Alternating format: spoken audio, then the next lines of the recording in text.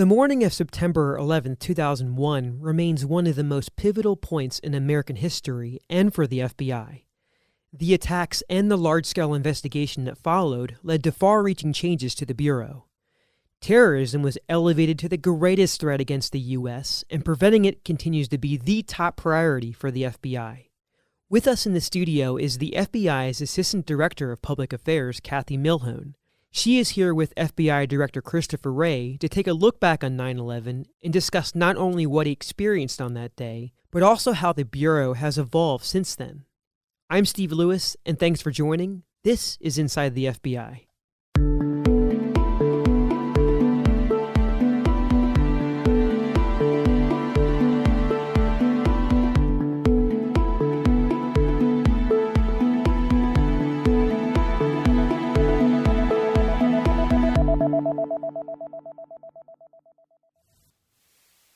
FBI Director Christopher Wray became the 8th Director of the FBI when he was sworn in on August 2, 2017. Today, he leads an FBI that has seen a dramatic shift in the threats facing our country, and we are pleased to have him with us today as we mark the 20th anniversary of 9/11. Director Wray, thanks for joining us. Happy to be here. Director, anyone old enough to remember 9/11 has very vivid memories of that day. What they witnessed, the emotions that they felt. Would you mind taking us back to that morning and sharing with us what you experienced that day? Well, certainly for me, 9/11 was by far and away the most significant moment in my career, and I have memories of it both on a personal level and a professional level. On a personal level, I grew up in Manhattan, in New York City. My parents still live there. My mom worked just a couple blocks away from the World Trade Center. I remember interviewing for a job once in the World Trade Center. So from a personal perspective, it literally hit close to home. And I remember the shock, the horror at seeing the footage of the planes hitting the towers and the destruction and the loss of life. But then on a professional level, I was working as, at that point, a relatively new senior justice official, having been a line prosecutor before that. And I was actually in FBI SIOC, which is, for those listening who don't know what that is, it's essentially the FBI's operations center at headquarters. It's sort of a gleaming complex of screens and workspaces, and it's exactly what you would imagine the FBI would have. But I was in that center on the day of with the, at that point, new FBI director at the time, Director Mueller, the Attorney General, John Ashcroft, and others. And the place was packed to the gills. I mean, literally you had people sitting on floors, people at every seat they could find. And there was this kind of buzz of activity. You could feel almost the adrenaline kind of coursing through the place as people were focused on what do we need to be doing, how do we get on top of this, what's next. And it's that what's next part that I think was really permeating people the most. And I think it really, for me, the other thing that I remember from that day, which went into the night, which went into the next morning and the next day and so on, was this kind of sense of resolve and solidarity that people, not just all across the FBI and the Justice Department, but all of our partners were in there too. Everybody focused on kind of one goal, which is never again. I think the other memory that I have of that day was not on the day itself, but was very much about that day, which was a couple of years later when I was the Assistant Attorney General. I participated in a presentation that we'd put together for hundreds of family members of the victims of the 9/11 attacks, and we were all packed into this gigantic sort of ballroom at a hotel. And, you know, I talked for a little bit, and then I went to the back of the room as the line prosecutors did this kind of minute-by-minute presentation on what we knew about each of the 4 flights. And then there was opportunity for the family members to ask questions. And you could feel in the room, even 2 years later, the grief was almost palpable in the room. I had this kind of weight to it that packed throughout the room. And I remember, for example, this one gentleman, very distinguished looking, who stood up to ask a question, and his daughter had been on one of the flights. And he got up and he only really got through the first couple words of his question before he just suddenly collapsed. I mean, literally knee-buckling grief. I remember another guy who had worked some night shift job, and his wife had been on one of the flights, and she, like so many of the victims on the flights, tried to call him as she knew she was going to be dying, to speak to him and say goodbye. And because he was sound asleep, having just come back from his night shift job, he didn't wake up in time to take the call. But she called back again just a few minutes later, and this time he did wake up, and so they had got to have their conversation, and she was able to say the, just unbelievably heart-wrenching goodbye. But then what really struck me was that the guy, he then went off for the next few days to attend to her affairs, the funeral, etc., and was staying with other family, and he came back to his house, whatever it was, 3, 4, 5 days later, and went to listen to his new messages. And of course, one of the messages he heard was the voice of his wife with that first phone call saying goodbye. And it's always stuck with me. The emotions you must be feeling at a moment like that. But, there were 3,000 victims, so every single one of those people has some story like that. And that's kind of what I think about the most when I think about 9/11. It's been 20 years. And for some, that may seem like a lifetime ago. And as you just shared, I'm sure for many of the victims and their families, that emotion and that day feels like it just happened. What are your thoughts today as the FBI director, right? Things have changed for you as well. So what are your thoughts today as we mark this somber anniversary? Well, certainly the 20-year anniversary is a kind of a milestone anniversary in its own right. I will say that it's never, for me, even as a guy who was a prosecutor at the time and not a victim or a family member of a victim, it's never been far from my thoughts ever since. And every day in this job, I'm quite confident that every day I think about 9/11 in some way. My first thought is, of course, about all the really good, innocent people that we lost that day and in the years since, and their loved ones. It's about the suddenness with which the whole world changed. Not just the whole world, big picture, but the whole world for each of those people and everybody working on the mission. I think about the bravery and the sacrifice of all the first responders. I think we lost over 400 first responders that day, including 2 members of the FBI family, Special Agent Lenny Hatton, and very recently at the time retired former Special Agent John O'Neill, both of whom in finest FBI tradition kind of ran towards the danger to try to help others.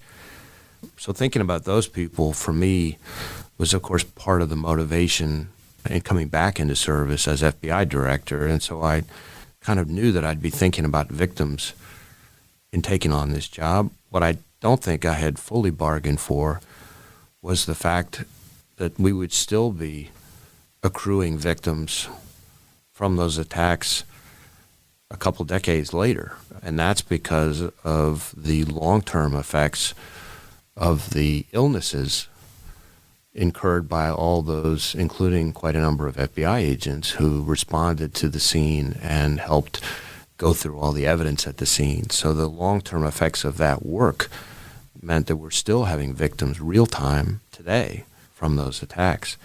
In my first year as director, I attended not 1, not 2, but 3 memorial services of FBI employees who we lost to the 9/11 attacks from 9/11 related illnesses. Special Agents Melissa Morrow, Dave LaValle, Brian Cruz, and these are people that I spoke to in their final moments before they died, spoke at their funerals. And of course, unfortunately, we have others who are sick even now, and others who haven't stepped up yet, but we know are sick.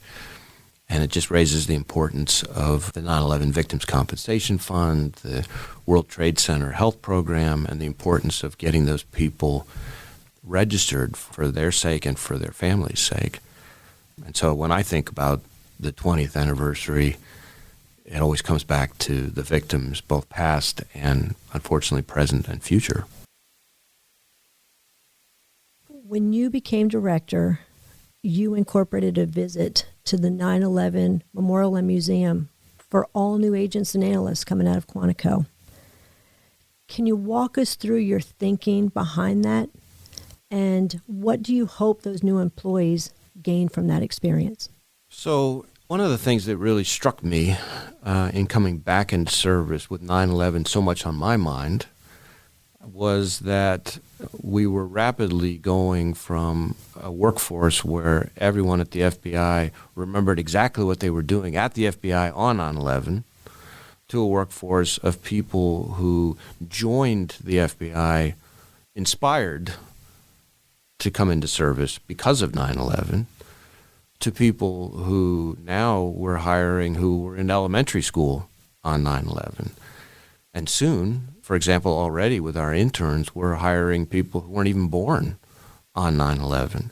And for those of us for whom it's top of mind all the time, that's significant, because I think it's one thing to understand what happened on 9/11 and all of the changes it brought about at the FBI, the intelligence community, et cetera, intellectually, but it's another thing to understand it kind of in your gut, in your heart, the sort of emotional, visceral impact. And visiting the 9/11 Memorial struck me about how well they had kind of managed to capture the humanity of what had happened that day, the weight of it. And so my thought was, if we can make every new agent, every new analyst go to the memorial, that will be one way of getting them to kind of understand the significance of 9/11, not just in their heads, but in their hearts. And that, in turn, I think, avoids the thing that we're always worried about, which is that people get numb or complacent. 9/11 can't be a historical footnote. It has to be something that drives us to be kind of on the balls of our feet at all times.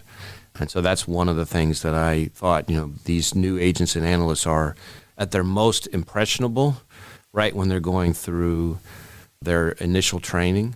And so capturing them at that moment and shaping them at that moment hopefully will have kind of a lasting impact, and it will avoid any possibility that the attacks and the significance of the attacks and the significance of the changes the FBI made because of the attacks, having any of that sort of fade into history. Since 9/11, we've heard words like Al-Qaeda, ISIS, ISIS-K. Sometimes it feels like every month there's a new terrorist organization with a new name. Can you talk about the evolution of terrorism since 9/11?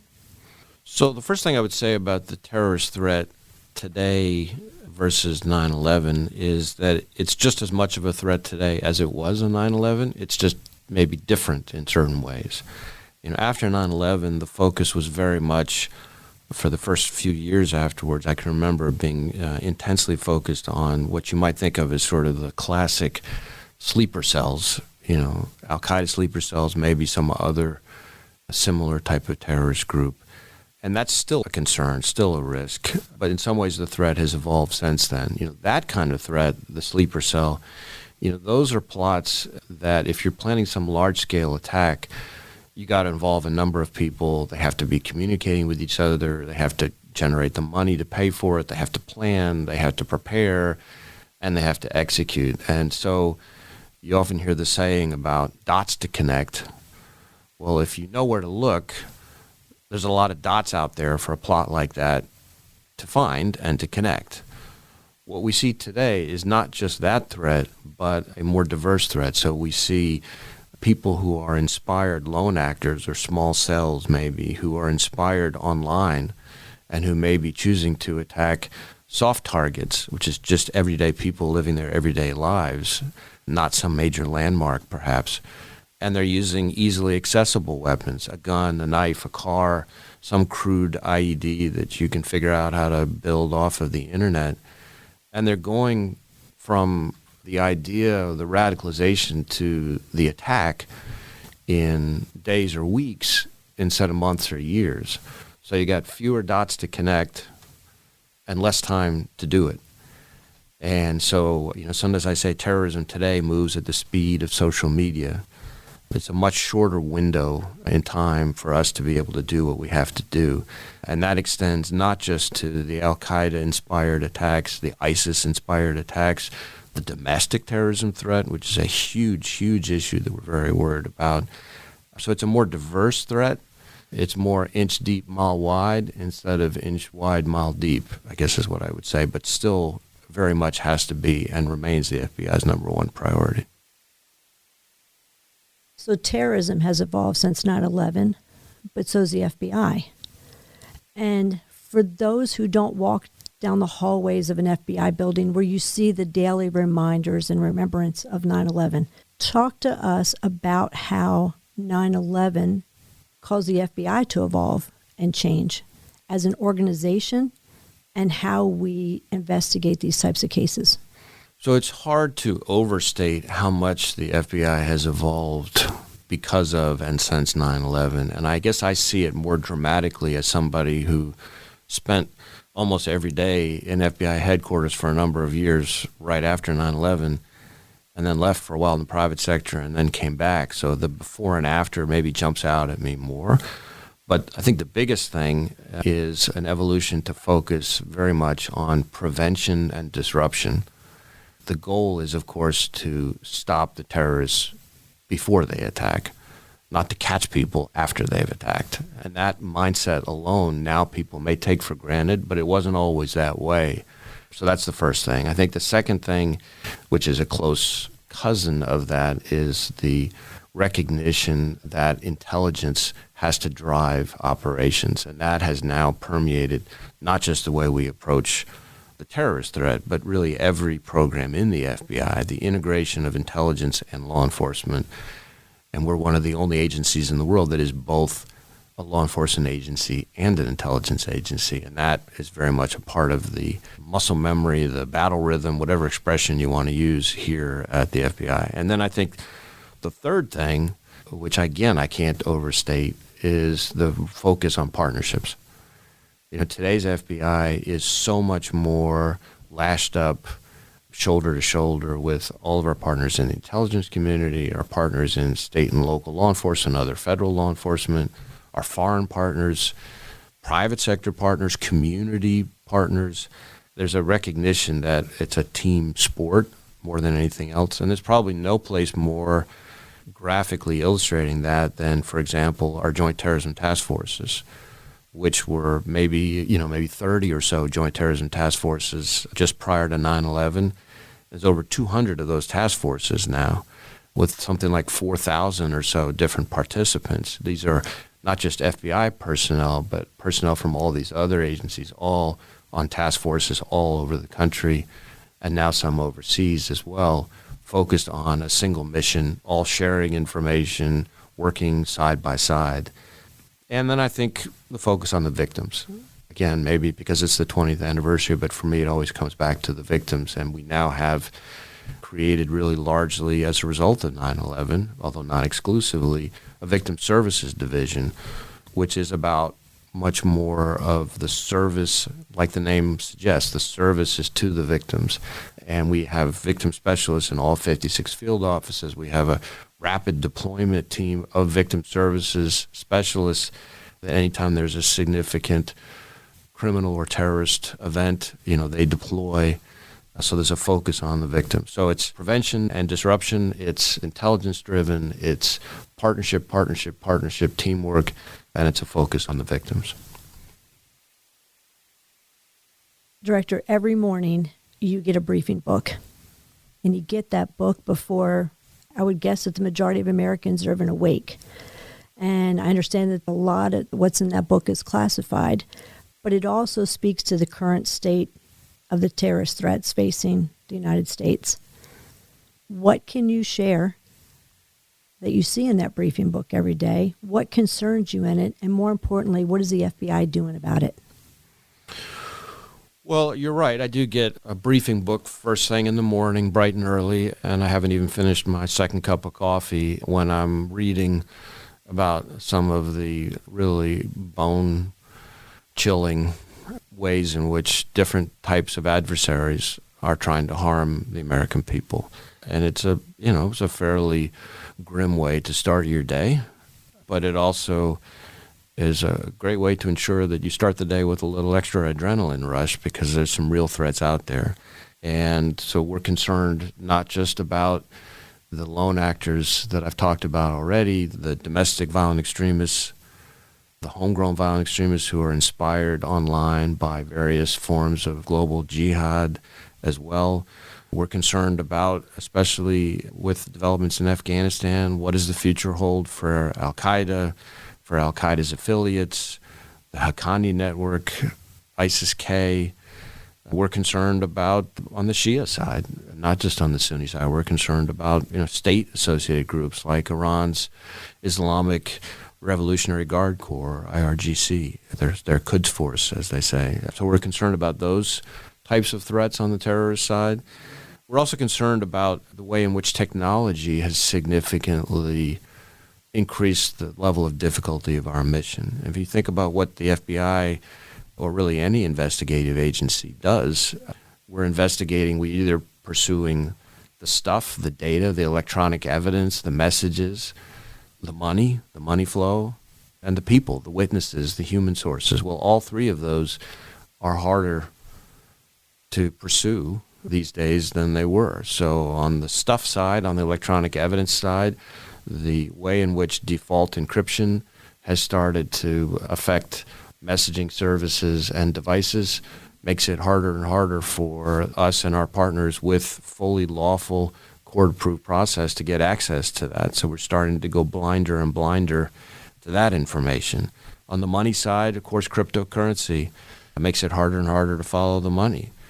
And then on the human side, there's all sorts of developments with social media, digital connectivity, artificial intelligence, et cetera. Those things make it harder and harder for us to recruit, retain, and use human sources. So across all of our programs, there's a level of digital transformation that has significantly complicated our mission and our ability under the law to keep Americans safe. So we worry about that as well. And then finally, I guess I'm always concerned that while we have to remain cool, calm, and collected in crisis, we can never afford for that to become complacent or blasé or numb in crisis. And so I worry about the relentless day in, day out nature of the threat and worry about people kind of starting to take for granted what we're up against.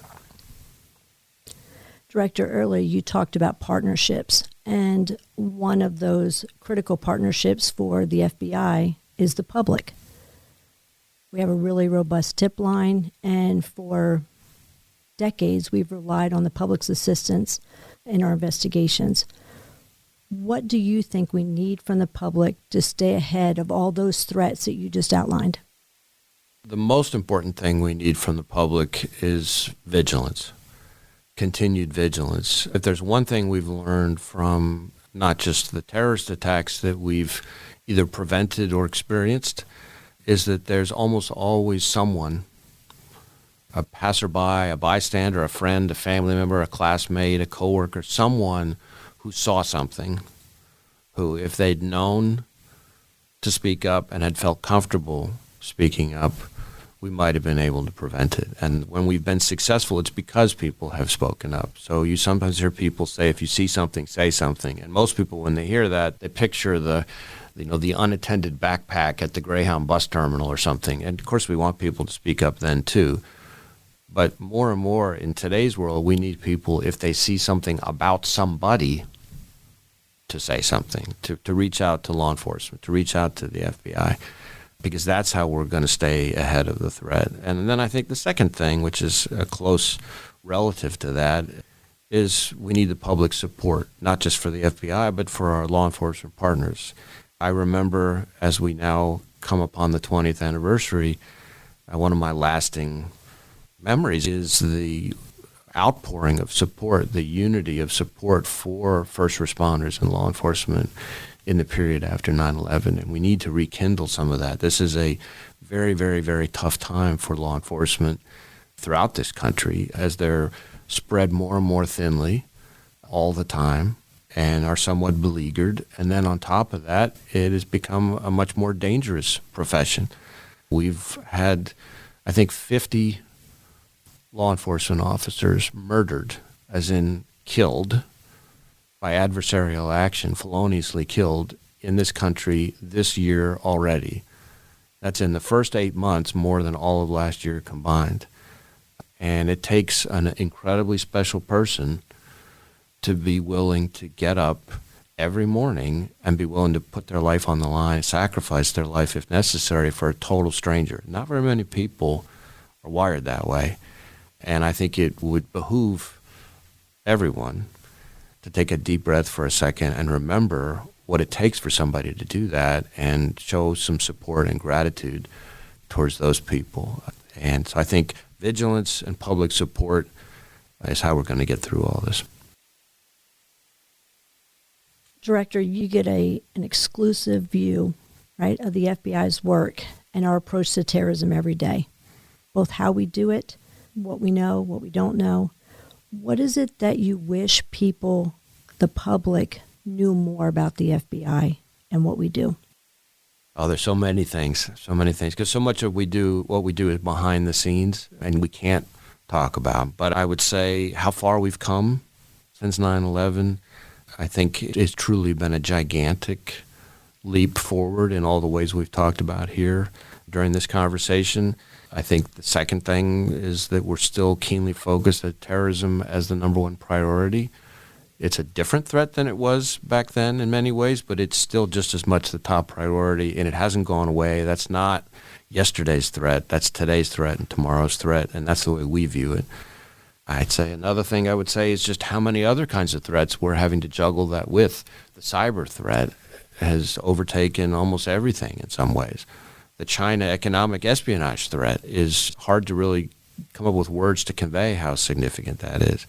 The violent crime threat all over this country right now is significant. Hate crimes, crimes against children. All those threats are real, and the way in which we're tackling is very much the 9/11 inspired, intelligence-driven, partnership-grounded approach. But I guess if I had to pick one thing above everything else that I wish the public could see in the way that I get to see, it's the FBI's people and our partners. The unbelievable diligence, dedication, selflessness, heroism, frankly, and then skill. We have, just on the terrorism side alone, we have thousands of investigations in the terrorism space alone in a year. Every year since I've been FBI director, we've had 100 or so arrests, both on the international terrorism side, foreign terrorism side, and the domestic terrorism side, each.